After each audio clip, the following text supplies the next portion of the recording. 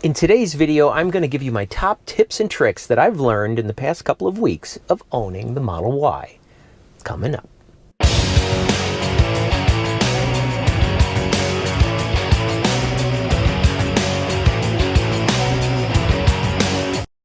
If you need shade on your deck or patio this summer, check out Toya Grid Pergola Kits. You source the lumber locally and can assemble this modular system in as little as 30 minutes. Check the video description for links to videos and more information about Toya Grid. Welcome to HandyDadTV. I'm Chris Heider, your virtual dad in the cloud, and I'm going to give you my top tips that I've learned in the past couple of weeks of owning the 2020 Model Y. Now, I haven't done a ton of driving because, of course, we're quarantined at home right now, but I've read the manual several times, and I've actually spent a lot of time in the car figuring things out. And so these are my favorite things that I think you should know if you're thinking about getting one. Like many other cars, there's a gear shift on the right-hand side of the steering column. You go down for drive and up for reverse, but it doesn't move like a regular gear shift does, and you have to have your foot on the brake to use it. So when I put my foot on the brake and I pull all the way down on the gear shift, it's in drive. All I have to do is step on the gas, and there I go. Now, one neat thing about it, in regenerative braking, you don't actually have to step on the brake. Just take your foot off the accelerator and the car comes to a complete stop. Now, that is configurable, but that is the default setting, and I really like it. I think it makes this car so much different than normal cars. Now, all you have to do is go up to go in reverse. You got that nice big screen showing you the rear picture, and you can just go backwards. And same thing, take your foot off the gas and it stops the car. But one neat trick is that you don't actually have to come to a complete stop before switching from drive to reverse. If you're under 5 miles an hour, just hit up the gear shift and I'm in reverse. I can go backwards, push down on the gear shift, and I'm going forwards. And then when you're done and you want to park, you just push the little button in the end. And that's it. Now, neutral is a little bit different. You just have to push up or down halfway on the gear stock and hold it there for a second. Then you're in neutral. Now, when I take my foot off the brake, the car could move. So this is good if I'm going through a car wash where I can sit and stay in the car. You can't have the car in neutral without being in the driver's seat. If you open the door and then step out of the driver's seat, it automatically goes in park. So you can't use it for those car washes where you're not in the car and it goes through by itself. Driver profiles are really important in the Model Y. A lot of cars save settings for different drivers, that being your seat position, your steering wheel position, your mirrors, whatever. Tesla goes beyond that with driver profiles. Not only does it save all of those things, but it also saves your software settings, your preferences. If you like the steering wheel in a certain position or a certain stiffness of the steering wheel, or you like regenerative braking, but your wife doesn't, all those settings are saved. So I really, really recommend putting in driver profiles for everybody that is going to drive your car. And in that way, nobody's overwriting your settings. Naturally, when you get a Tesla, the first thing you're going to want to do is drive everybody you know to feel that experience. It's such a rush to feel that acceleration. When you're going to take friends for rides the first time in a Tesla, you have to let them know how to open the doors in the Model Y, both on the outside as well as the inside. You have to tell them to use the little button on the door itself. That's an electric door lock that actually opens the window a little bit and then unlocks the door. And when I close the door, the window goes back up to where it was. Now, in an emergency, if you lose power, there is an auxiliary way to open the door, but that really should be avoided because it actually warns you that you could ruin your window trim. The sound system in the Model Y is unbelievable, especially because I got the all-wheel drive, which comes with the premium interior, which has the premium sound system. I think there's like 18 speakers in this car, and the sound just envelops you. in your drive. It's so wonderful. And it's even better if you're watching Netflix or Hulu from your driver's seat. It's just so great, and I can't get enough of it. But there are some things that you should know. So this little icon down here is the music icon. That is what pulls up whatever you're listening to. And if you click it, it goes away. So the other thing is there's a little handle right here on the top of this where you can move this screen all the way up. Now the interesting thing is this display here is open fully, or you can close it completely, but there are different ways of doing it. You can actually make it half display so you can see the map in the top half, and then you can go down and just have what is currently playing, and you can hit next song and previous song if you're streaming music as well, or you can have it go away. The cool thing is whatever you click here, whatever you were on last, so for example if I'm on the second position, I can click the icon and it goes back to that. So if that's your favorite position, you can go back to it all the time.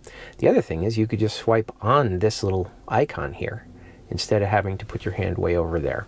Volume control for the driver is actually controlled on the steering wheel. Health to New Jersey residents. You just roll it up or down and that changes your volume. In addition, you can click to mute. The board Click to unmute. But on the right side, you can see there's actually a place for the passenger to control the volume if you're busy driving. They can just click the arrows, or they can just slide this slider. You know how it feels when you've saved enough for that long-awaited home edition? Or you can actually slide right on the icon. One of the other cool things about the infotainment system here is that you've got entertainment in the car. Not only does it come with a whole bunch of games, some retro games and some new games, but it also, and they're also controlled right from your steering wheel and your pedals too, which is really pretty cool. But you've also got a theater in here. This is Netflix, Hulu, YouTube. You can also watch Tesla how-to videos too. I used to ask, can you help me? So this is actually my Netflix account that I'm logged into right here, which is really pretty cool. It is great for if you're camping, or if you're waiting for somebody to come out of the mall, or if you're going to get takeout fast food and you're just sitting here eating in the car. It's great to watch an episode. Catch up on whatever. Now some people say that the rear view out of the Model Y is not really good. Now, it is a small window, and it is also a small rear view mirror. If that bothers you, all you have to do is click this icon right here, and it turns on your rear view camera, even if you're going forward in drive.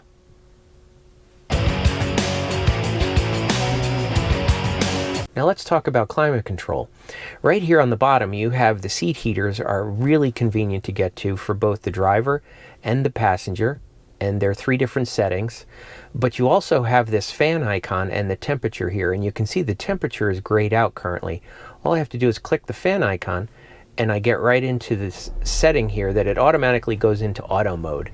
And the cool thing about this is that you just set the temperature, which a lot of cars do. You set the temperature and that's it, but and it keeps that temperature for you. But here there are no vents in the Model Y. You actually control them yourself like this. You just touch a finger and that's all it needs. And your driver and your passenger can set them separately however you're comfortable with them. It's really pretty cool. It also has a dog mode, and it also has a camp mode, which will keep the climate control going even if the car is parked. Now here you've got seat heaters for all 5 passengers in the car. That is an option on some models with the all-wheel drive and the performance. It comes with the all seat heaters. So you can control them individually, and you can turn them all off. There are air vents in the rear seat in this car, not only under the seats, but also right here. And you can enable those by clicking this little icon over here. And that turns on the air coming out the back. To quickly turn your climate control on and off, just push and hold the button. Now it's off. Now it's on. Make it colder, make it warmer. Now it does have dual zone climate control for your passenger as well as the driver. Right now it's in a unified state. Now to turn off the synchronization of temperature on both sides, Literally a few days after recording this, I received a software update where the sync button showed up on that little temperature slider in the UI, and that's how you can enable the dual zone control. Turn off climate sync. Now you can see there's 2 temperatures on both sides, so whoever's driving with you can make it a little bit warmer than the other side.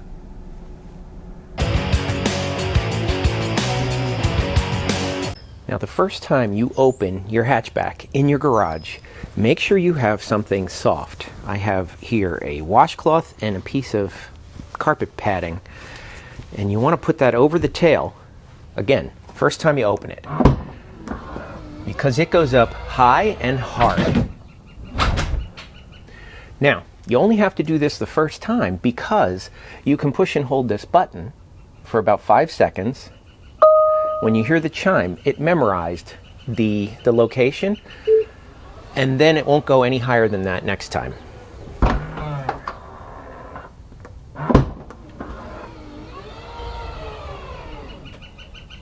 Then of course you've got this problem that it's now lower and I wind up hitting my head on it. But I'm getting used to ducking. If you ever get to a point where your display is not behaving the way you expect it to, remember this is a computer and computers need to be rebooted occasionally. The way you reboot the display in this car is you push and hold both of the buttons on the steering wheel. In a few seconds the screen goes black, and then, I don't know, a minute later the Tesla logo comes up and you're back up and running. And there's the Tesla logo. Now, if you ever get into a situation where your car, the whole car needs to be rebooted, all you have to do is hold your foot on the brake as you're pressing both of those buttons, and it basically reboots the whole car. But you have to be in park to do that.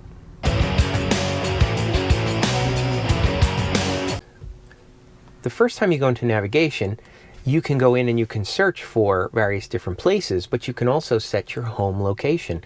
So let's just make this my home location. If I click home, it's going to say set my home address, whatever my home address is. I don't know, let's put in 123 East Main Street, Freehold. Save that as my home. It's not my home, but that's what I'm doing. And let's save work for let's say I work at Tesla, because that's where the Tesla location is. Now all you have to do is swipe to the right and you can navigate to your home location. Or when you're at your home location, if you swipe, you can get to your work location. And it also, I don't know if you noticed this, but right now I'm at 66% charge. But when I say, okay, take me there, it's going to tell me that it expects me to be at 58% when I get there. So that's a really good way for you to know if you're going to have to charge the car when you get there. Now, when you're in navigation, it shows you the previous locations that you've searched. If for some reason you don't want to see something that was on your search before, all you have to do is swipe to the right and it's gone. Now another cool feature is if you find that you've got some, I don't know, let's go on here, we're going to say Home Depot. I'm searching for Home Depot, I find one in Freehold. I go here. What I can do is I can actually say, share this location. If you look in here, you should see the Tesla app. Right there. What it does is it sends it to the Tesla app, and it automatically shows up in your navigation. Just like that. Now when I first took delivery of this car, I couldn't figure out where the wipers were. So I then found this icon down here where you could turn the wipers on in different settings, or you can put them in auto. But what I also found is that you can push the button on the end of the turn signal and just push it once and it just does a mist setting. If you push and hold it, it actually cleans your windshield.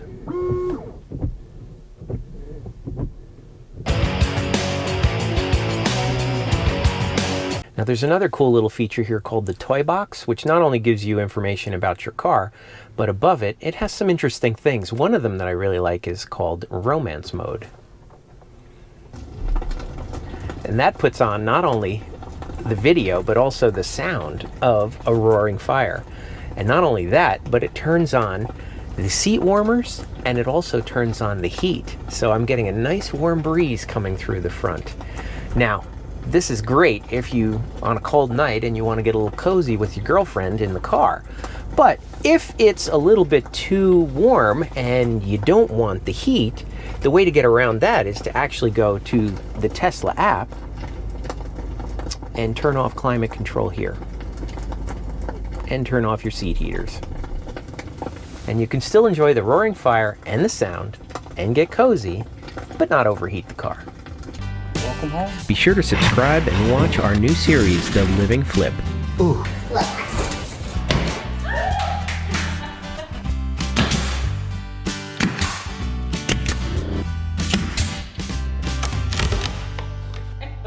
And that has 1.25 inches. It's the little one. That's the